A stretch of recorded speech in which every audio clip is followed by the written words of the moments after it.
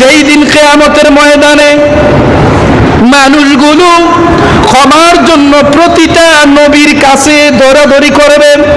হযরত আদম নবীর কাছ থেকে হযরত ঈসা নবী পর্যন্ত প্রত্যেকটা নবী রাসূলের কাছে দৌড়াদৌড়ি করবে শুধু একটু সুপারিশের জন্য, শুধু একটু ক্ষমার জন্য।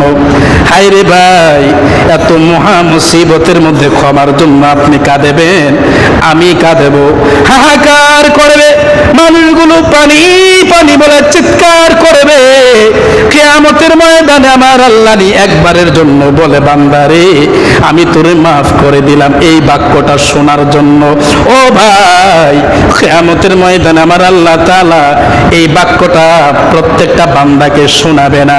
শুধু যেই সমস্ত বান্দাগুলো দুনিয়ার জমিনের মধ্যে আল্লাহ তাআলাকে দেখে নাই, না দেখার পরেও জীবনের ভয়ের মতো ভয় করেছে, লোভ লালসা ইচ্ছা করলে করতে পারতো, ইচ্ছা করলে 2 নম্বরে করে 5 জনের বন্টনটা 2 নম্বরে করতে পারতো, কিন্তু ওই লোভনীয় অবস্থায় লোভ করে নাই, আমার আল্লাহকে ভয় করেছে, সমান বন্টন করেছে। ভাইরে, কিয়ামতের ময়দানে আমার আল্লাহ ওই সমস্ত বান্দাদেরকে মাফ করে দিবেন। সুবহানাল্লাহ।